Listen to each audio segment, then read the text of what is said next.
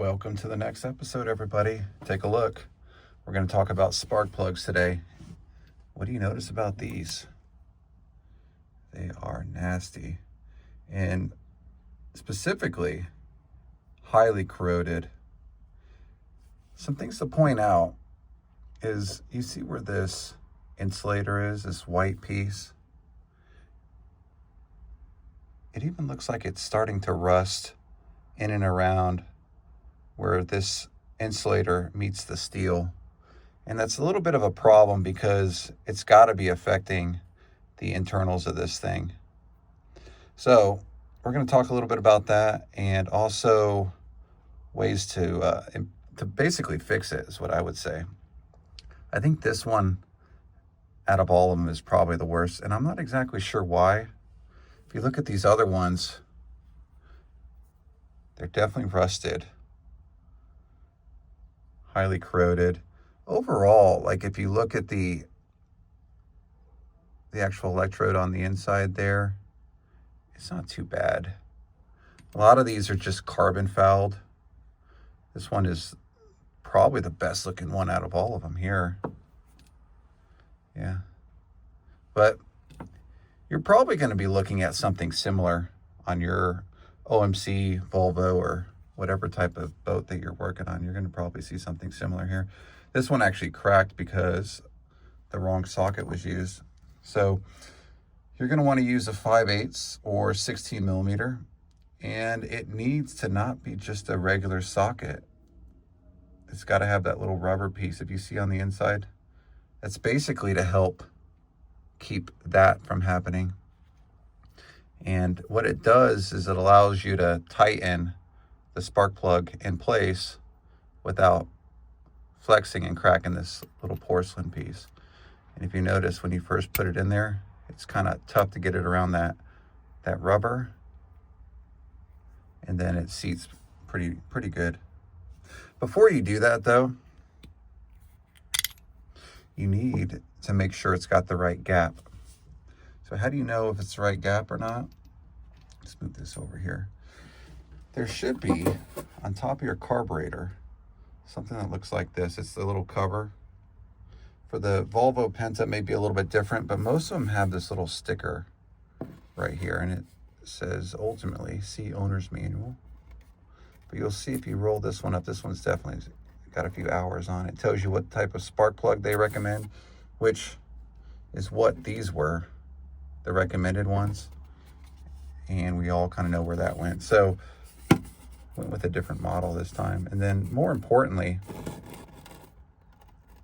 it tells you the spark plug gap, which is right there. This one is 035. For Volvo Penta, you may notice you don't see any of the specifics about the displacement, timing, or spark plugs. It's because it's over here on the left riser.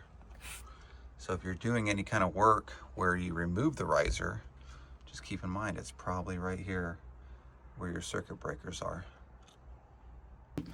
Okay. Now, this is a spark plug gap tool. Let's see if 035 is on here, and it looks like it is. So we got lucky on ours, 035. If yours isn't, you're probably gonna have to get the gap tool and a feeler gauge to manually check. All right, let's see if these are 035 or not. The way we're gonna do it is slide that in place. I don't really see any play there. Definitely want to check them. You don't want to assume.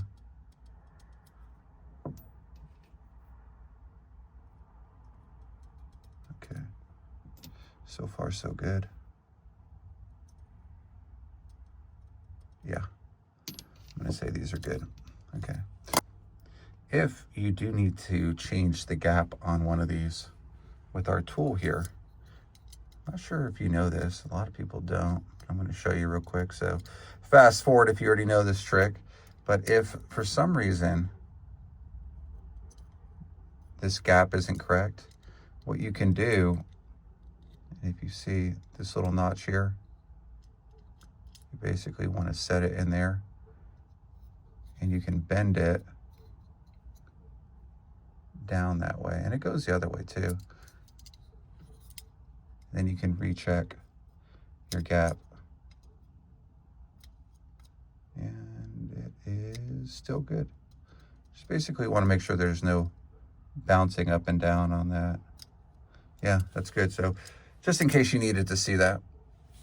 If you've got any questions on what your gap is supposed to be, leave a comment in the comments field below and I'll look it up for you if you don't have access to the service manual. All right, so let's talk about the type of spark plug. These are Champion brand, which is what the OMC Volvo Penta recommended originally, and I ended up going with AC Delco. Now the thing is here, if you notice, this has got a black coating on it. AC Delco refers to this coating as basically an anti-corrosion coating. My guess is it's supposed to prevent this from happening. We'll see. But I specifically looked for a spark plug that had this coating on it, and I'm sure you could probably do it with some spray paint or something like that, but you know, you don't want to take a chance, especially if they already have these available for your model. All right, so what we're going to do next is we are going to take and install these in the motor. They do require a specific torque. We're going to go ahead and do that and show that on camera. We're also going to go over, just give you a quick preview, the AMSOIL fogging oil.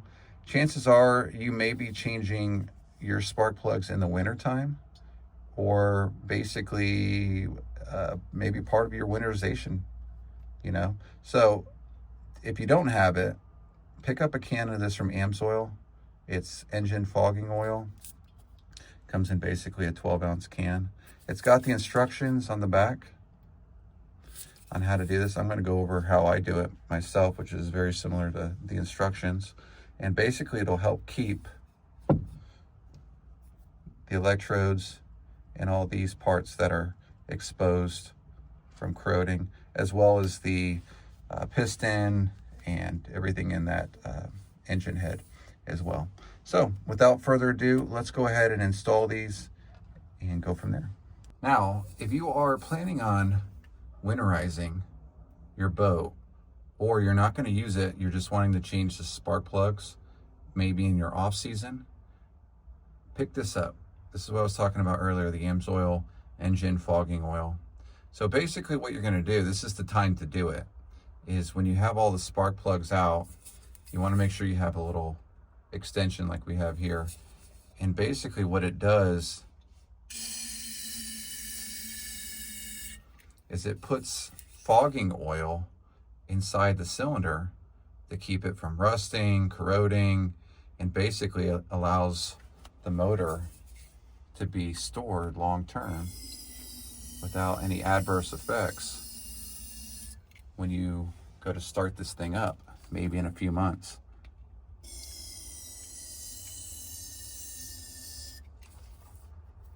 All right, last one here.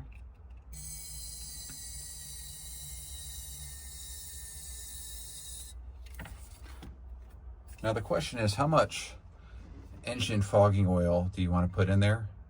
And my suggestion is probably the more the better. The can on the back says spray liberally. So I translate that into use plenty of it. You can always buy some more engine fogging oil from AMSOIL later on. But if you're looking at what brand I recommend, this is going to be it. So what does it look like? I'm just going to spray a little bit on the outside here so you can kind of see. It's basically like a real thin oil. All right, so that is the fogging oil. Let's go ahead and take our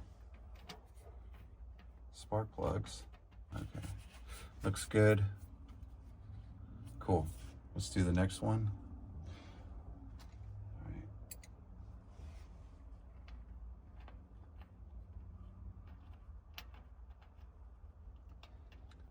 And depending on your style of motor, you can see here the Ford on one side, they all point forward, and on the opposite side, they point the opposite direction. So on the other side of the motor, they point this way. All right.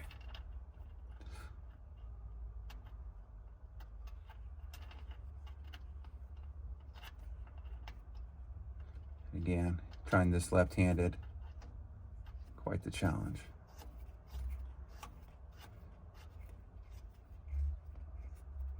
Okay, hand tight. Last but not least, let's get this last one in here. Okay, I think we got it.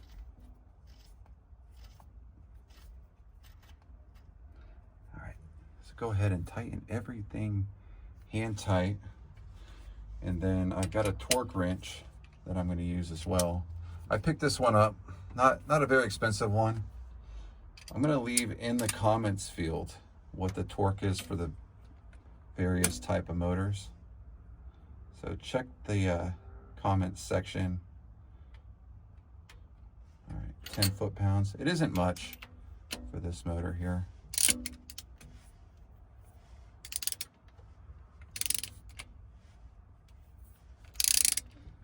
I guess this one's going to turn more.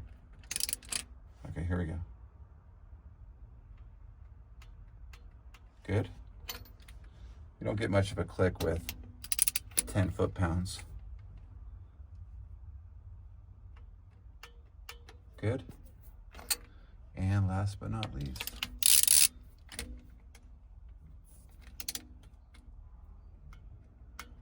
okay, there we go. So before you call it good, pick up some dielectric grease. I know it's kind of hard to see, but I wanted to show you. It's clear.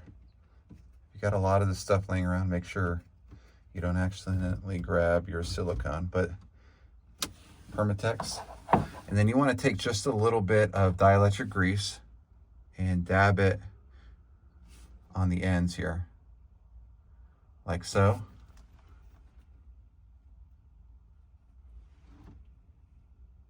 That's pretty much going to be it for this episode.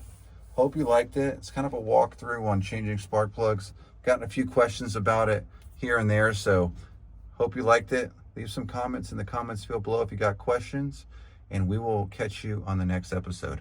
Take it easy, everybody. Have a good one.